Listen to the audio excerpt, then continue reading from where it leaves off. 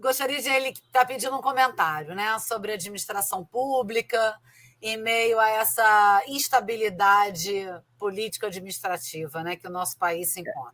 Eu, particularmente, vivo isso, então eu queria muito ouvir a opinião do Wagner. Eu tenho alguns conceitos sobre isso. O Brasil, na primeira Revolução Industrial, ele ficou praticamente a mesma coisa, não cresceu nada. Em 1808, quando chegaram aqui os membros da família imperial, né, Dom João VI, etc., a economia brasileira em 1808 era praticamente o tamanho da economia americana.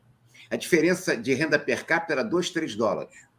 Quando chegou no final do século, apesar de a gente ter um imperador que era poliglota, cientista, intelectual, etc., o Brasil não se alfabetizou em nada.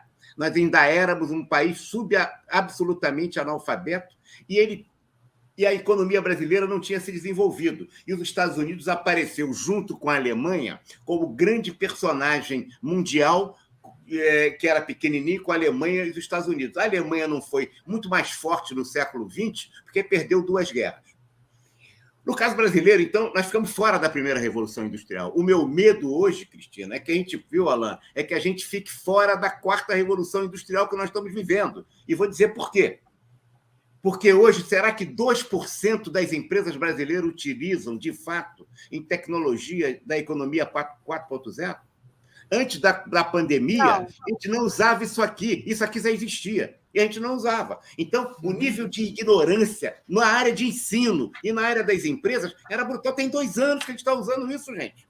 Bom, no século XX, o Brasil cresceu. Eu não vou nem colocar a primeira parte da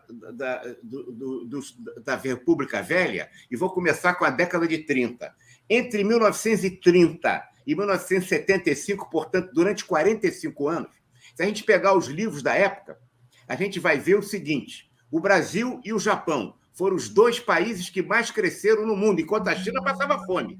Passava fome mesmo, estava completamente destruída. O Brasil era o milagre brasileiro que se quiser fazer até um lago na Amazônia, etc., com o Instituto Hudson, etc., e o milagre japonês. Entre 75, depois da primeira crise do petróleo em 73 e 74, eu estou colocando simbolicamente 75. De 75 até 2023, e, veja bem, na primeira fase que nós crescemos, com ditadura de Vargas ou com democracia, com parlamentarismo ou com presidencialismo, com um partido único ou com diversos partidos. O Brasil cresceu ininterruptamente, com o governo A ou com o governo B. Cresceu muito. A construção do Brasil se fez no século XX. A gente não era nada, absolutamente. Quando a gente botou a usina de Volta Redonda e fizemos a CLT, o Brasil só tinha fábrica de tijolo. Então, esse é o crescimento do país. Agora, quando chega em 75, para hoje, o crescimento brasileiro nesses últimos 45 anos é absolutamente pífio. Não tem governo que escape. Nós tivemos um pequeno crescimentozinho no plano real e um primeiro crescimento mais legítimo, mais consistente, no primeiro governo Lula apenas. De lá para cá, isso foi uma exceção, porque se a gente pega a curva, os economistas não explicam isso. O nosso crescimento é absolutamente pífio. Nós estamos crescendo igual o rabo de cavalo. Portanto, como é que eu vejo isso? É nessas circunstâncias. Essa é a realidade. Isso não é a crise atual, não. O Brasil vive crise uma atrás da outra, porque a gente não cresce há 45 anos. É um equívoco achar que essa crise é do Bolsonaro, é do Lula, é do Temer. Não. Essa crise veio desde 75, quando o presidente Geisel ignorou, apesar das recomendações do Mário Henrique Simons, da crise do petróleo que se avizinhava, ele meteu o pé do acelerador junto com o Médici depois, e de lá para cá eles não são culpados só não, porque todos os que passaram até hoje, nós não estamos crescendo nada. Saímos de 6ª economia do mundo para a 12ª, agora a 13ª. Chegamos a ser a 6ª economia do mundo. Nós saímos. O Brasil é igual o efeito Orloff da Argentina nesses últimos 45 anos, apesar de ser uma economia muito maior. A gente está caminhando nesse sentido, ao contrário do que fizemos na primeira fase de 30 a 45. Nós estamos repetindo exatamente o equívoco do governo Pedro II, que todo mundo... Foi aluno do Pedro II, eu, hein? Estudei admiração pelo Pedro II nas suas qualidades, no seu mérito, etc. Mas ele analfabetizou o Brasil, enquanto os americanos saíram para ser a maior potência do século XX. O que eu acho hoje é que a Alemanha e os Estados Unidos cresceram pela criação da infraestrutura física. Foi isso que, quando Hitler faz as estradas, né, e faz o Volkswagen, e todo mundo viajando, ele recupera, né, uma república que estava mal, ele recupera a força da Alemanha que já existia. Importante, né? Mas o Brasil também cresceu nesse período. Agora não estamos crescendo. O que vai acontecer?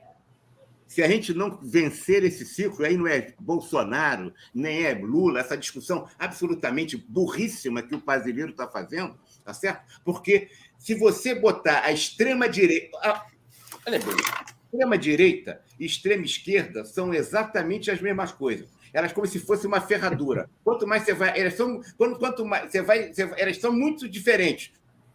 Quando você vai aproximando, quando você coloca a ponta da ferradura de um lado e a ponta da ferradura da direita e da esquerda, se a gente olhar bem, essa extrema-esquerda é tão burra quanto a extrema-direita. E elas falam as mesmas coisas. Elas têm as mesmas opções. Elas têm as mesmas políticas. Elas repetem as mesmas bobagens. E o Brasil não sai dessa crise hoje. Agora, essa crise hoje não. Essa crise veio desde 75. A gente não cresce. Eu vivi o milagre brasileiro, tá certo? Vivi bem, e vivi essas circunstâncias, né? Vivi essas circunstâncias em que o país crescia a taxas... foi só na Revolução? Não. O Juscelino construiu muita coisa, o Getúlio também. Quer dizer, esses governos, até o Dutra,